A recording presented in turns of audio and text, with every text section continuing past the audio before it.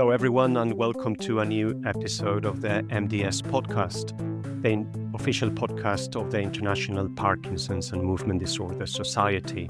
My name is Eduardo de Pablo-Fernández from the Centre for Preventive Neurology at Queen Mary University in London. I have the pleasure of hosting today one of the two individuals receiving the Junior Award, which acknowledges the work of up-and-coming specialists age 40 or younger who submitted their work to the Congress abstracts. Her name is Lydia Chougar. She is currently based at the Montreal Neurological Institute of the McGill University in Montreal, Canada. But the work that she is presenting at the Congress is a collaboration between that institution and the Institut du Cerveau at the Pitié-Salpêtrière University in Paris, France. Lydia, thank you very much for joining us and congratulations for your award. So before we discuss a bit your project, I would like you to make a brief introduction about yourself. What is your background and what is your research interest? Good morning, Eduardo. Thanks a lot for the invitation. So indeed, I'm a neuroradiologist trained at La Pitié-Salpêtrière Hospital in Paris. After my medical studies, I completed a research master degree in biomedical imaging. And afterwards, I decided to pursue a PhD in neuroscience on the topic of neuroimaging in atypical Parkinsonian syndromes. So the overall aim of my research is to improve the early differential diagnosis of Parkinsonian syndromes using neuroimaging and also using neuroimaging to better understand the pathophysiology of the diseases. So I'm using a full range of multimodal MRI tools in combination with the machine learning algorithms to improve the diagnosis, understand the pathophysiology. So this is the frame of my research. That's very interesting. And one good example of your research is the work that you are presenting at the Congress.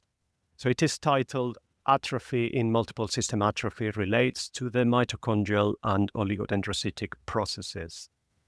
In this study, you use more routine MRI sequences to combine that with other techniques that can give you a bit of an understanding about the underlying pathogenic processes that relate to those structural abnormalities that we can detect on the MRI.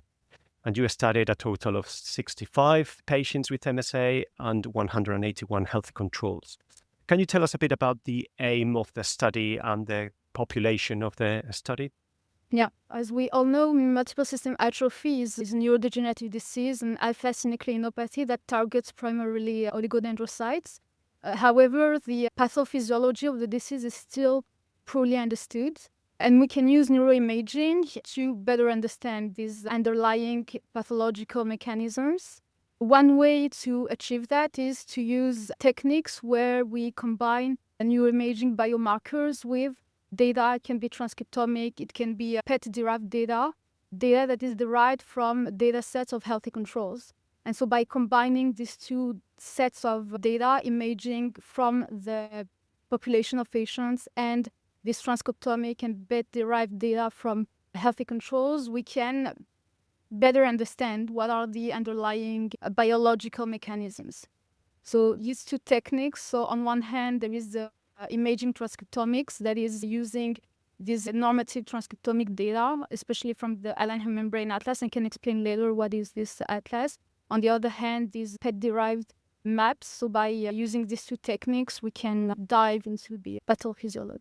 That's very interesting. And obviously, it's very useful to these large data sets publicly available. In the first part of your study, you used your MRI data to see the association with transcriptomics, so what is called imaging transcriptomics. Can you tell us a bit more how you combine these two techniques and what they tell us about in the study population? Yeah. The first step of this analysis to derive measures of atrophy, it can be like any MRI measure, gives an idea on the pattern of abnormalities, of alterations in the brain of these patients.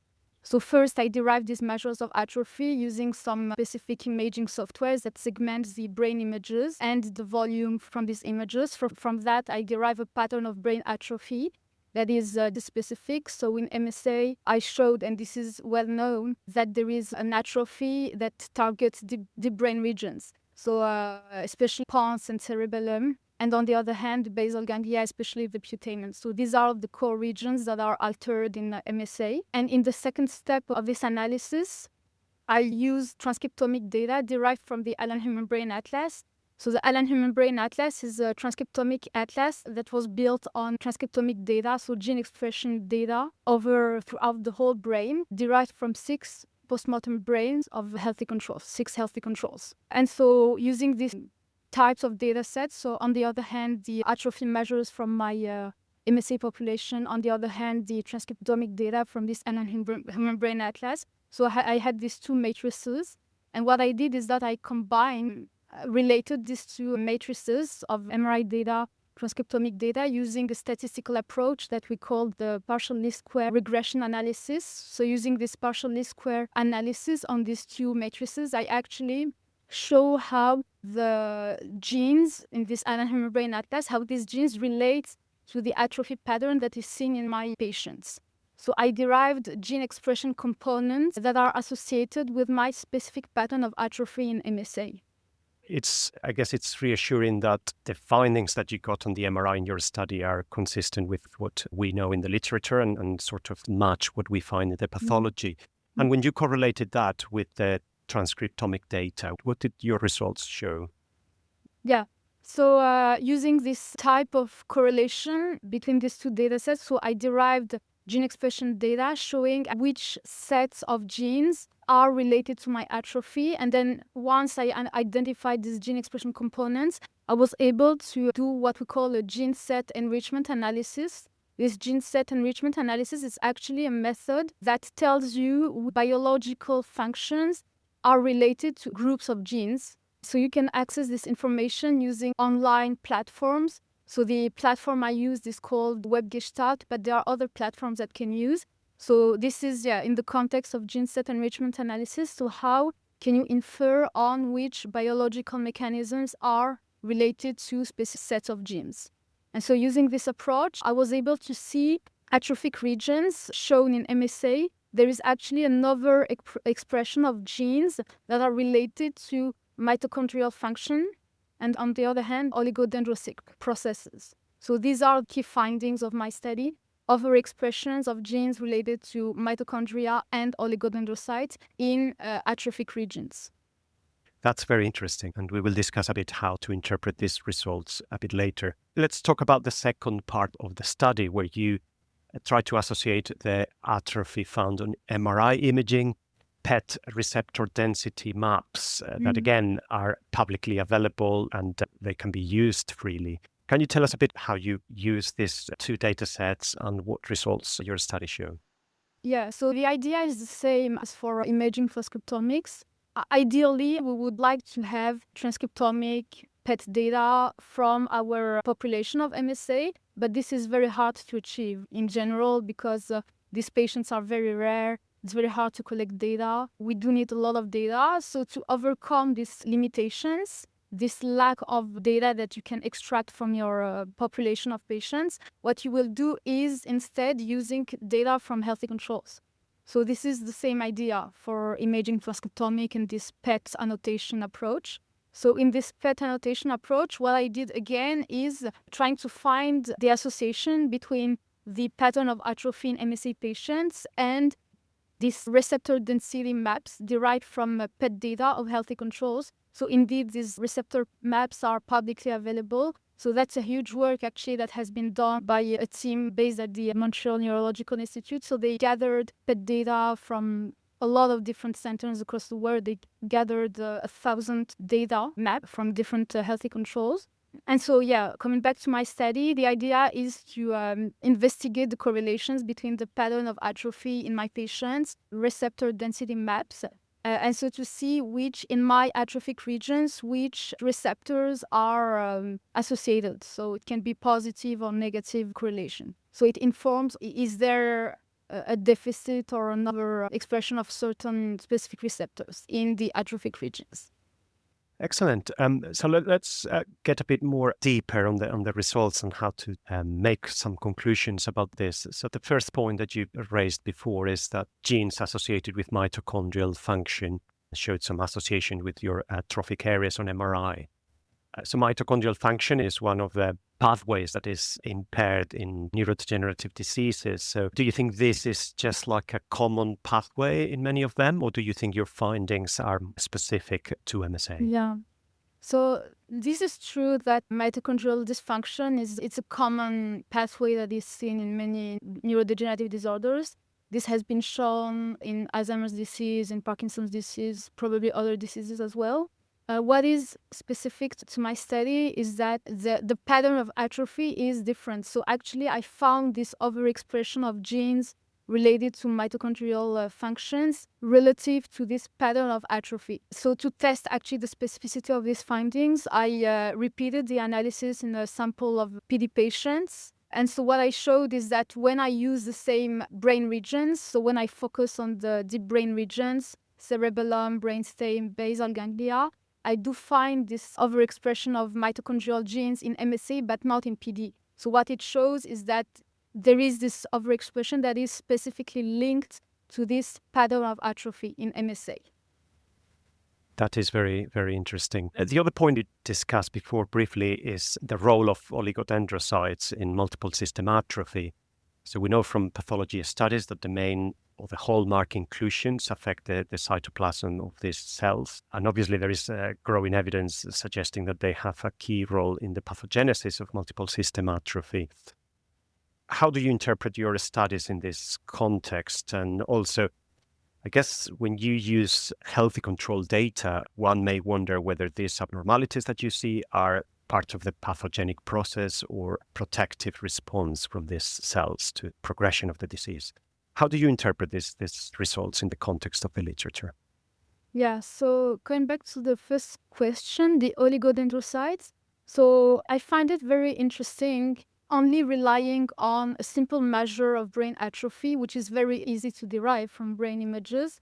So only relying on that in combination with this normative transcriptomic data, we were able to show actually that this atrophy pattern that we saw on MRI reflects like a true underlying biological mechanism. And it shows that the target is oligodendrocytes. So it shows actually that MRI imaging are like biologically meaningful. It gives a value to these markers. So I agree, that's a knowledge that we already have. We know that there is a mitochondrial dysfunction in neurodegenerative diseases. This is the case in MSA as well. We know that the disease targets oligodendrocytes. But what is new in this study is that we show that these markers have a biological significance. And this is very interesting in this context of developing biomarkers to monitor the disease progression, to monitor the effects of treatments. I think that's very important. Like it gives a biological validation to these markers.